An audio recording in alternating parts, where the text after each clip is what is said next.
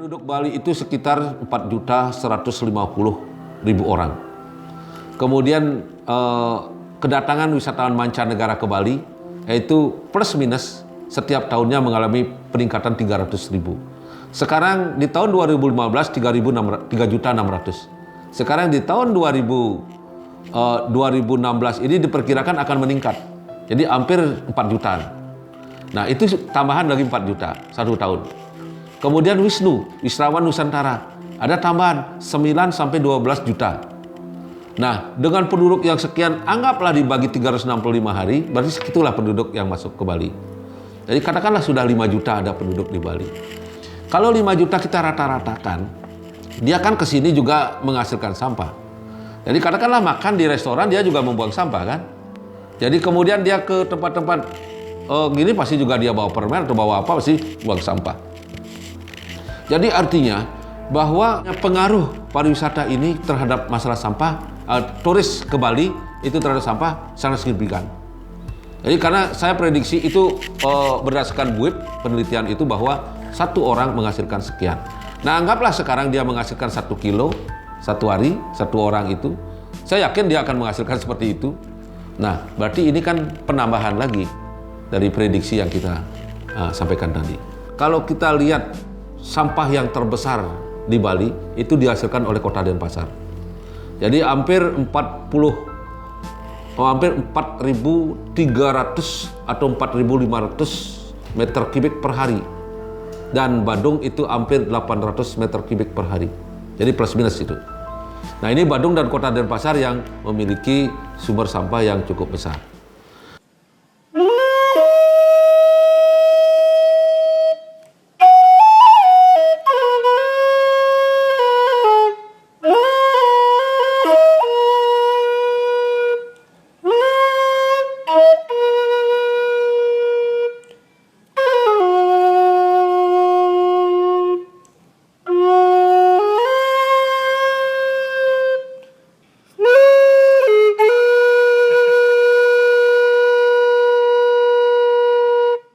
Regional Sarbagita itu merupakan TPA yang berlokasi di Kota Denpasar, tepatnya di Suwung, jadi Kecamatan Denpasar Selatan, Kota Denpasar. Jadi kerjasama 4 kabupaten, di 1 Denpasar, Kota Denpasar, kemudian Kabupaten Badung, kemudian Gianyar dan Tabanan, sehingga disingkat menjadi Sarbagita. Jadi luas areal TPA Regional Sarbagita itu keseluruhannya yaitu 32,46 hektar. Kemudian sejarahnya, jadi lokasi TPA Regional Sarbagita itu sebenarnya sudah tahun 1984 sudah dipakai untuk TPA. Namun pada saat itu baru Kota Denpasar saja yang buang ke sana, karena tahun itu kan Badung belum lepas. Jadi masih termasuk Denpasar. Jadi ketika Denpasar sama Badung lepas, tapi site-nya atau lokasi pembuangannya tetap di TPA tersebut, sehingga terjadi 3 kabupaten, 1 kota yang membuang sampah itu. Jadi kerjasama regionalnya itu tahun 2004. Jadi kami dari UPT Pengelolaan Sampah baru mengelola TPA-nya itu tahun 2012. Jadi sejak UPT Pengelolaan Sampah ini dibentuk. Nah, sekarang yang Sarbagita tinggal Denpasar sama Badung. Untuk Gianyar dan Tabanan sudah tidak buang lagi di sini karena Gianyar dan Tabanan sudah sama-sama memiliki TPA. Nah, Denpasar dan Badung menyumbang sampah sekitar 900 ton per hari atau sekitar 3.500 meter kubik. Kalau kita lihat sampah yang terbesar di Bali itu dihasilkan oleh Kota Denpasar. Jadi hampir 4.300 atau 4.500 meter kubik per hari. Dan Badung itu hampir 800 meter kubik per hari. Jadi plus minus itu. Nah, ini Badung dan Kota Denpasar yang memiliki sumber sampah yang cukup besar. Sekarang yang termasuk sampah ini menjadi main issue. Karena itu tidak mau ada orang mengelola di rumahnya masing-masing. Dibebankan aja kepada TPA. TPA kita sekarang hanya luasnya sekitar 32,84 hektar. Dan kemudian sudah masif, sudah dibangun-bangun dan sebagainya, itu tinggal sekarang 24 hektar. Dari 24 hektar itu sudah berisi sampah, itu tinggal sekarang masih 4 hektar. Saya perkirakan itu 2 tahun atau 3 tahun penuh. Nah, kalau itu penuh kemana? Bali ini kan sejengkal tanah itu lemas. Nah, kemudian kalau sampah itu dipajang begitu aja, estetika rusak, bau, kemudian CH4. Ini sangat berbahaya. Metana ini kalau ada api dia akan terbakar. Itu akan menjadi api abadi. Dan tidak bisa itu akan dimatikan itu. Kecuali dibongkar. Di dalam pengelolaannya itu ada juga kerjasama antara pemerintah Pemda Sarbagita, artinya Denpasar, Badung, Gianyar, dan Tabanan itu kerjasama dengan pihak swasta. Jadi namanya kerjasama pemerintah dengan swasta, KPS. Itu kerjasamanya mulai tahun 2004. Jadi setelah perjalanan 2004 sampai saat ini 2016, jadi hampir 12 tahun, jadi kerjasamanya tidak berjalan sesuai dengan apa yang dituangkan di dalam perjanjian tersebut.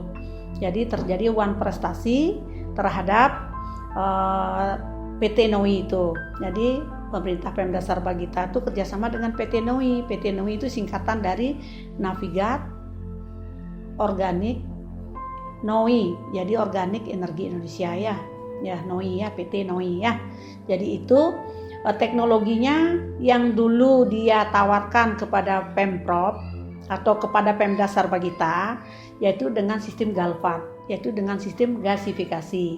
Jadi sampah itu dibakar dengan sistem gasifikasi, baru akan menghasilkan listrik atau waste to energy. Tapi sampai saat ini gasifikasi itu tidak ada. Itulah yang menyebabkan sampah itu menumpuk sampai saat ini.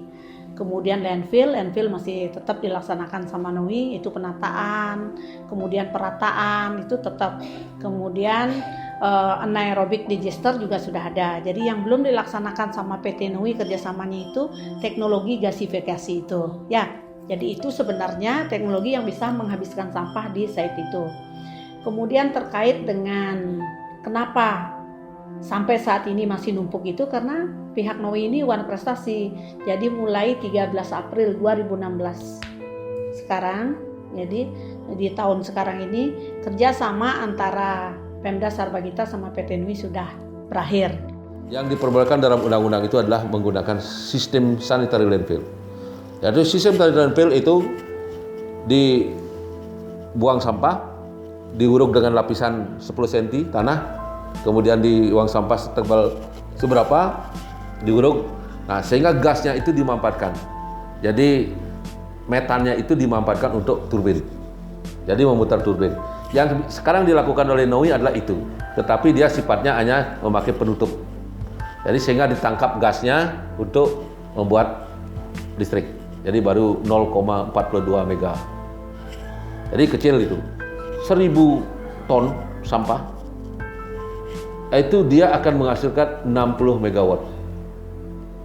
Jadi 6 megawatt. Ya, 6 megawatt.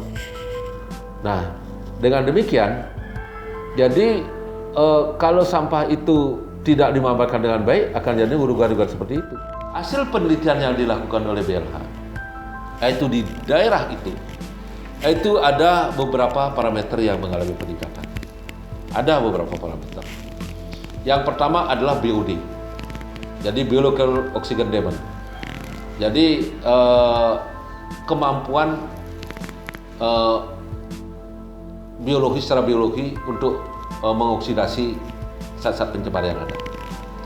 Kemudian itu ada peningkatan. Kemudian yang kedua, di sana juga ada TSS. Jadi total suspensi solid. Itu yang ada meningkat, jadi sehingga terjadi sedimentasi yang cukup tinggi di sana. Itu cukup tinggi sekali. Nah, kemudian yang lain itu belum kita temukan. Sampah ini kan mengandung, biasanya dia akan berpengaruh pada COD, BOD, kemudian koli belum kita temukan di sana, mungkin karena kemampuan itu banyak, itulah berputaran ini. Nah, terus kemudian jadi 5 parameter kunci inilah yang baru kita temukan hanya 2, BOD dan TSS. Dan bahkan salinitas. Jadi sebenarnya alami berdasarkan aturan rekreasi, tapi di sana ada peningkatan sedikit. Kesadaran lifestyle-nya itu harus dirubah. Jadi masing-masing harus punya itikat untuk mengurangi sampah untuk di rumah tangga. Misalnya membuat kompos di sana, atau yang plastik-plastik itulah bekas aqua dikumpulin, jual ke bank sampah, kan cukup bernilai ekonomis itu. Terus kemudian teknologi. Nah, teknologi ini kita sudah sempat menghitung, sudah sempat kita ajukan ke Bapeda anggaran untuk kenapa kita biarin aja, kita beli aja alat teknologi yang itu. Nah, teknologi itu terus terang ya sangat tinggi, jadi 4 triliun. APBD-nya habis. Jadi makanya kita maunya yang kecil lah dulu, skala kecil, ada sekitar 1,7 T kayak gitu kan. Ada yang kayak gitu. Nah, baru teknologi, belum SDM-nya kan. Itu barang kan ada di Indonesia. Jadi itu buatan Eropa, buatan China. Nah, itu yang memang ke depan sudah dipikirkan sama pimpinan kita, pimpinan kami lah. Jadi Pak Gubernur, kalau memang tidak ada investor ya udah kita kelola aja sama-sama. Kita urunan keluarin duit. Badung berapa, Kodia berapa, kemudian Tabanan berapa, kan kita hitung sesuai dengan tonase sampah yang dihasilkan. Sudah sempat di gini. Tapi masih kita nunggu investor, mudah-mudahan ada investor yang tertarik.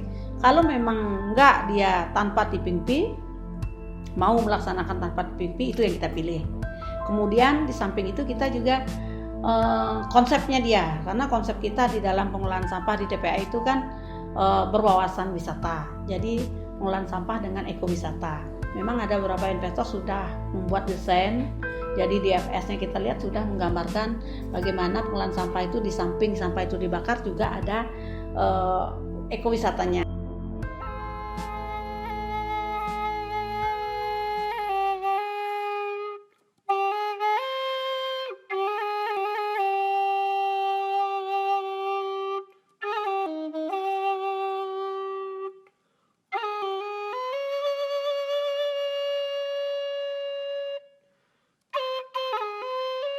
Karena setiap orang menghasilkan sampah 2 sampai 2,5 kg per hari.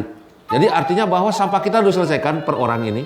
Sudah tidak kita melakukan pengelolaan sampah yang 2 sampai 2,5 kg kita hasilkan. Kan itu dulu. Kalau kita tidak melakukan pengelolaan sampah seperti itu, ya sampah ini akan rusak, akan banyak. Dan sebesar Gunung Agung nanti kalau dalam jumlah 1 tahun. Nah, itu begitu juga adik menghasilkan sampah 2 sampai 2,5 kg per hari. Sudah tidak adik melakukan satu pertama pemilahan. Jadi antara organik dan anorganik. Kedua, kalau sudah yang anorganik terpisah, sudah ada ini bisa dijadikan ekonomi. Jadi dijual atau didaur ulang atau diapakan. Kemudian yang organiknya ini sudah tidak dijadikan kompos.